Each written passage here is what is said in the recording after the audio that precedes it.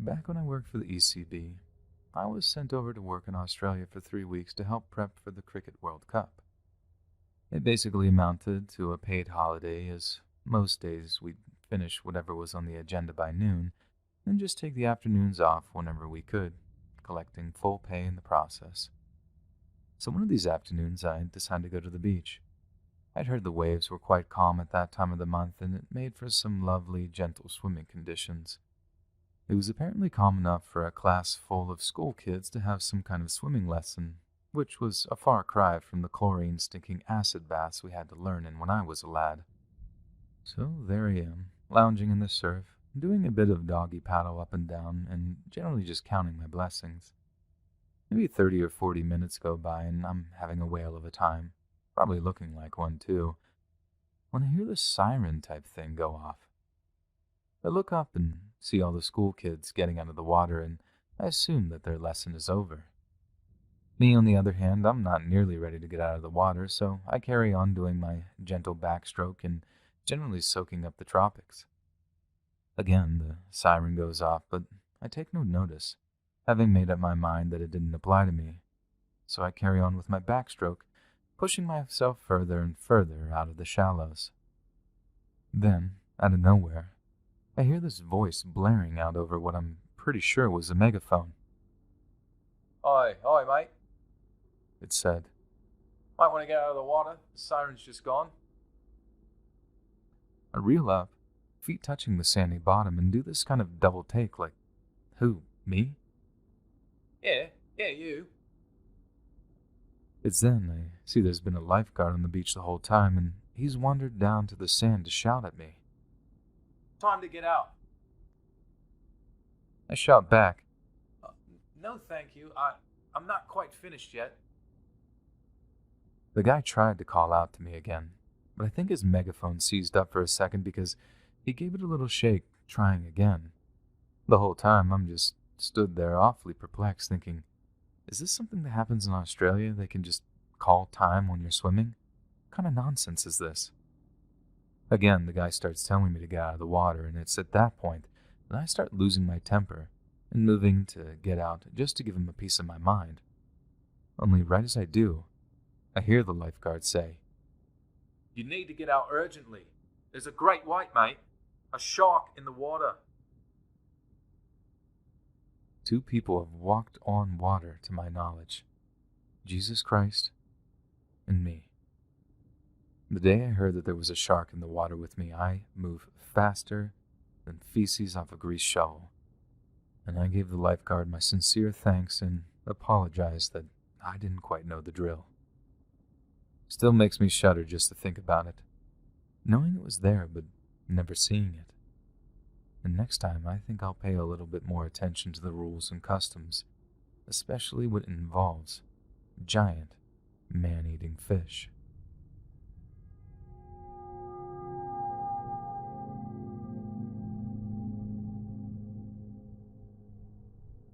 Once, when I was a kid, my family drove me out to a relative's caravan, so we all could go to the beach. This beach was nothing more than a seawall and some shale, but since the tide was in, you could actually get in the water, have a little swim in that. Hardly some white sandy Caribbean island or anything, but it was still good fun. I was a bit gutted that I wouldn't be able to build any sandcastles, but when I laid eyes on this little inflatable dinghy that my cousin had with him, I soon forgot about the sandcastles. My auntie suggested that me and Mark go for a little paddle in the dinghy, something I was only too keen to do. So we pushed out into the water, climbed in, then pushed off with our 2 little plastic oars until we were actually rowing around. The grown-ups shouted over on more than one occasion for us not to paddle out too far, and I really do remember us trying to restrain ourselves. But the more we got the hang of rowing in unison and all that, the more we were just whizzing up and down the beach, and the more confident we got in our abilities. Before we knew it, our parents were getting smaller and smaller on the horizon, and at one point, we both sort of freaked out about being out so far and decided to row our way back. We weren't too scared at that point, like it was more exciting than anything else, but then, as far as getting back to the shore, that proved much easier said than done. There came a point where both of us realized that although we were rowing our hardest, we weren't really making much progress. I remember looking to my left and right, trying to gauge if we were getting any closer, but it was too hard to discern, so I just shrugged it off and kept rowing. But then it got to the point where just rowing got to be really difficult, and no matter how hard we rowed, we just slowly started drifting off back into the open waters.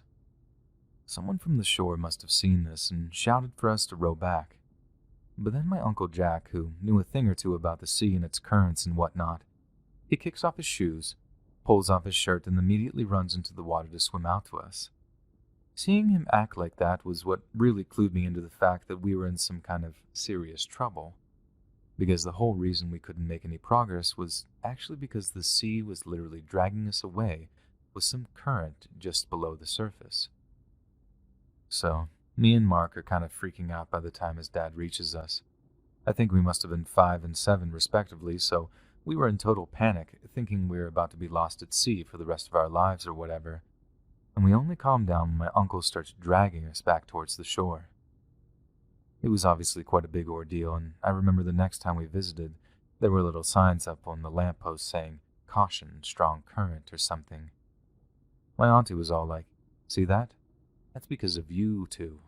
Scared me half to death that day. We all had a little chuckle about it, but I distinctly remember thinking, but never saying lest I risk a beating, "You weren't the one who was about to get sucked out into the Atlantic, Auntie Claire."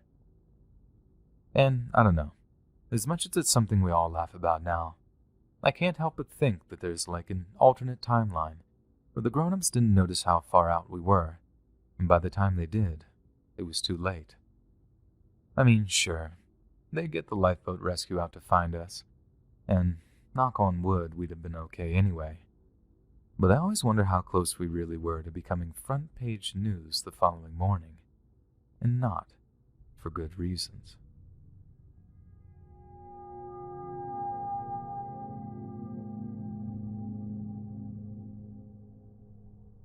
One night in May of 2010, the Suffolk County Dispatch Center in Long Island, New York, received a call from a terrified young woman. When asked what the nature of her emergency was, the caller replied that someone was trying to kill her. In a display of brutal honesty, the young woman admitted that she was a working girl and that a call to a client had gone horribly wrong. She added that she had successfully fled his apartment, but that she was terrified that he might be following her. When asked her location, the caller replied she was in the area of Ocean Parkway in Oak Beach, a small community located on the eastern side of Jones Beach Island. Since Oak Beach is built around a small stretch of 15-mile-long Ocean Parkway, the dispatcher told the young woman to make her way to a well-lit, open space near the highway. The plan was to position the girl in such a bright and public place that it might deter her attacker from making a move, but it also allowed nearby police units to race down the highway until the caller could see and hear their blaring lights and sirens. Again, such police activity would surely deter any potential attackers. Towards the end of their conversation, the caller is said to have said to the dispatcher, "Okay, I can see the cops now, thank you so much." The dispatcher then relayed the information to the patrol car, telling them the girl would be just a few hundred yards ahead of them. The caller once again thanked the dispatcher, then hung up the phone, apparently just seconds away from flagging down the incoming officers. But those officers say they didn't see any female in their early 20s standing by the side of the parkway. In fact, they didn't see anyone at all. They continued to prowl up and down the highway for a while just to make sure they hadn't missed anything, but there was nothing. The cops in question hoped for the best. After all, there was a chance she'd been picked up by a friend or a coworker. Maybe she'd even caught a cab or found some other method of escape. But regardless, the girl's name and description were passed along to Homicide and Missing Persons as a potential Jane Doe. 7 months later, their worst fears came true. On the morning of December 11, 2010, Officer John Malia and his trained cadaver dog, Blue, were hard at work. They had been tasked with searching the surrounding area for any signs of the missing girl, and for the past half a year, they had been systematically searching and eliminating grid square after grid square in a comprehensive search for her remains. Over the course of the summer, He had unsuccessfully searched several gated beach communities in the area for any sign of the missing girl, but each time, despite scouring one or two areas that he thought were of particular interest, he had no luck. This wasn't for any lack of trying or skill either. Blue, his trusted German shepherd, was a veritable expert in finding decomposing bodies. Even if they had been buried up to a depth of around 6 or 7 feet, Blue would paw at the ground and bark, and he wasn't often mistaken. This is why, on that chilly December morning, when Blue began to alert towards the beach near Ocean Parkway, John trusted Blue to bring him results. Lo and behold, the decaying corpse of a 24-year-old female were found in an unmarked, shallow grave in the sandy earth. But that wasn't the only set of remains that Blue alerted to that day. Even with the thick vegetation and light layer of snow, the area on the opposite side of the highway proved to be nothing less than a graveyard, with Blue alerting every couple of feet. Not only were Shannon Gilbert's remains found, but the body of the missing Melissa Barthélemy was found, reduced to nothing more than a skeleton interred in a burlap sack. Police managed to recover 3 other bodies in the grassy area, that of Maureen Brainerd, Megan Waterman, Amber Costello, and the missing Shannon Gilbert, who Officer Malia had originally been looking for. All were within just 500 feet from one another.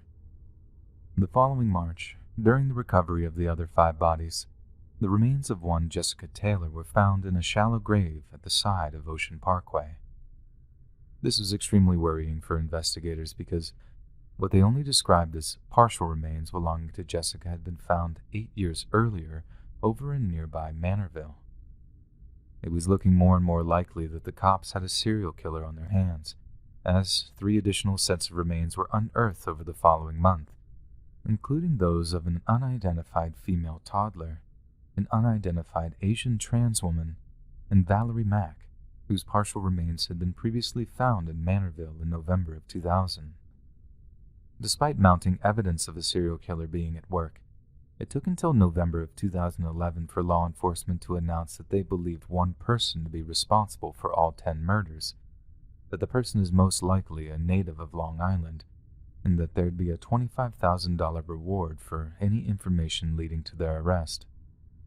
As of December 2015, the Suffolk County Police had been assisted in the investigation by a number of FBI agents. The FBI stepping in was preceded by the disturbing revelation that former Police Commissioner James Burke had been blocking FBI involvement in the so-called Long Island serial killer murders, and had been doing so for years. Burke resigned shortly after the scandal broke, and his reasoning behind blocking the FBI is yet to be determined. But the fact that a man so high up in the police hierarchy could deny such cases of vital material and human resources is deeply confounding. Whether or not he was trying to cover up the murders, or it was foolish pride that had him eschewing any federal assistance, it's anyone's guess. But Burke was sentenced to 46 months in prison in November of 2016 on charges of assault and conspiracy. Local police and FBI agents worked steadily on the case for almost 2 years before a Suffolk County prosecutor announced that John Bittroff, a carpenter from Manorville, was suspect in at least one of the murders. Bittroff had been convicted in May of that year of the murders of 2 female escorts in 1993 and 1994, and in June 2019, homicide detectives proposed steps to use genetic genealogy to identify the unidentified victims and possibly the Long Island serial killer himself. It's unknown that any such tests have taken place, but if they have, they certainly didn't implicate Bittroff any further, as no further attempts to charge him seem to have been made. Those affected by the murders had to wait years for any additional information, but in January of 2020, Suffolk County Police released images of a belt found at the crime scene, one embossed with either the letters HM or WH, depending on the orientation of the belt, embossed in black leather. Police believe that the belt may well belong to the Long Island serial killer himself, but would not comment on exactly where the belt was found. However, they did mention the news scientific evidence was being used in the investigation, and they had launched GilgoNews.com, a website enabling Suffolk County Sheriff's Office to share news and receive tips regarding the investigation. Even though John Bitroff had a history of murdering working girls, the complete dearth of physical evidence means we're forced to consider other suspects in the murder of some, if not all, of the victims. Homicide detectives briefly considered Joseph Brewer, an Oak Beach resident, to be a suspect, given that he was one of the last people known to have seen Shannon Gilbert alive. It was he that apparently hired her as an escort from Craigslist on the night of her disappearance, and told police that shortly after Shannon arrived at his residence, she began acting erratically, and he made no contact with her after she fled his home. Shannon was reportedly seen running through Oak Beach, pounding on the doors of homes in Brewer's neighborhood. Around this time, Shannon called 911 saying that they were trying to kill her. Police, however, did not find any evidence of wrongdoing, and Brewer was quickly cleared as a suspect. It does raise the question, though, if she was looking for refuge, would she not have simply stayed at Joseph's place? Why expose herself at such an apparently perilous moment? It also came to light that just 2 days after Shannon was declared missing, an Oak Beach resident named Peter Hackett had telephoned Shannon's mother to inform her that he was taking care of her. When she asked what he meant by that, he told her that he ran a home for wayward girls. When pressed, he hung up. He flatly denied this phone call ever took place when the police paid him a visit, but investigators proved, though, that Hackett had indeed called Shannon's mother using his cell phone records. It seemed all too much of a coincidence that Shannon's body was found just a stone's throw away from Hackett's home residence, too, and her family have stated on multiple occasions that they believe he had something to do with their daughter's death. However, police later learned that Hackett had a history of inserting himself into or exaggerating his role in certain major events, and that he had done exactly the same thing with a number of other high-profile murders and disappearances around the wider New York area. Hackett later left town and seems to have been completely rolled out as a suspect by investigating police. This leads us back to former Suffolk County Police Chief James Burke, who, if you remember, resigned his position and eventually went to prison for a series of corruption scandals. In December 2016, Shannon's family discovered that an escort had approached the police to state that she suspected that Burke might be connected to the Long Island serial killer case, confirming something they had long suspected. The escort stated that she had attended a party in Oak Beach in April of 2011, and it was at this party that she saw none other than James Burke in attendance. Not only did Burke proposition her at said party, but she also witnessed him engaging in some disturbingly violent behavior. According to her, Burke was seen dragging a woman of Asian descent along a carpeted floor by the hair. This appalling display was stopped by other partygoers, but the other girls present came to learn that Burke's violent behavior was caused by him being unable to climax during his time with the girl. The girl in question wasn't even a working girl, and the argument had only stemmed because he'd, according to her, tried to throw a few $100s at me following the encounter. I told him I wasn't a working girl, and that's when he got violent. It was evident that by this point, not only did Burke make a habit of soliciting and visiting escorts, he was also prone to violence whenever things didn't go his way. As of the time of writing, the identity of the Long Island serial killer remains a mystery, and for all we know, he is still very much at large. The disturbing aspects of former Police Chief James Burke's behavior might well just be a coincidence, and the Long Island serial killer might well turn out to be someone entirely different.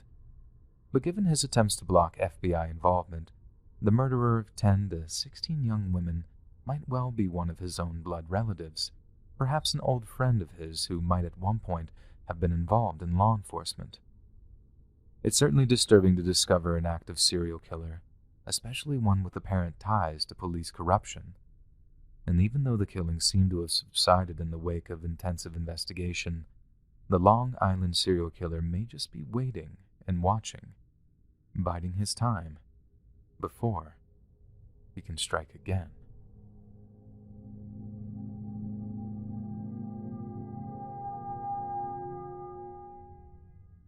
Back when I was about 11, I was at the beach with my brother and cousins. just having a grand old time swimming and letting the waves take us out in the most comical ways possible. I wouldn't describe myself as athletic in any sense, but I've always been a decent enough swimmer, so when we all decided to start swimming further away from the shore, I was pretty confident of being able to get back.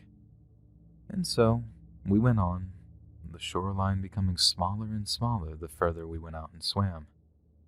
Before we realized it, the sun was beginning to set, and in what seemed only a few minutes, the waves, which were already very tall to begin with, were easily triple the size of 15-year-old me.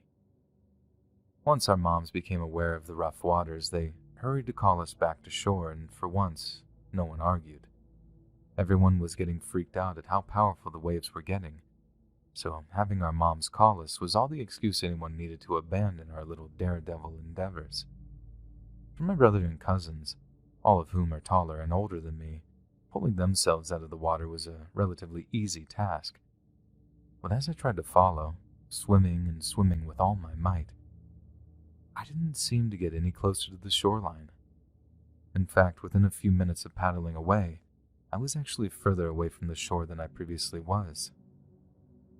The waves had begun pulling my body backwards into the ocean without me being aware of it. I could even hear the lifeguard's whistle telling us to get out of the water.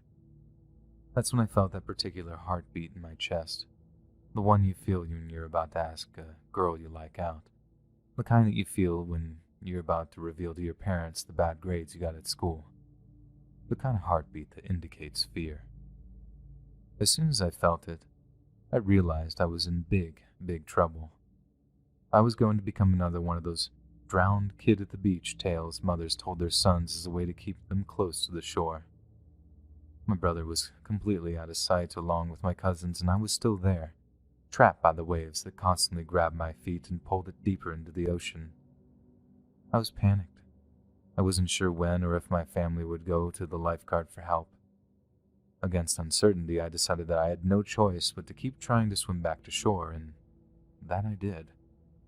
It was hard, very hard, and if you ask me how I did it today, I'll tell you that I was one clever SOB. And maybe the problem wasn't as bad as I had believed it to be. Once I was able to calm down again, I knew that all those tales of drowned people always went bad when they started panicking. So I took a deep breath and began doing this little technique. Whenever the waves pulled, I'd swim slowly, trying to maintain the ground I was in, and when the waves pushed, I gave it all.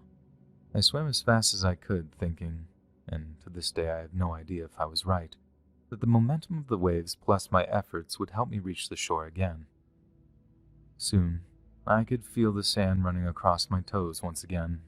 Only a few seconds passed before my chest laid on a thin sheet of sand, and a few more passed before I could walk on it.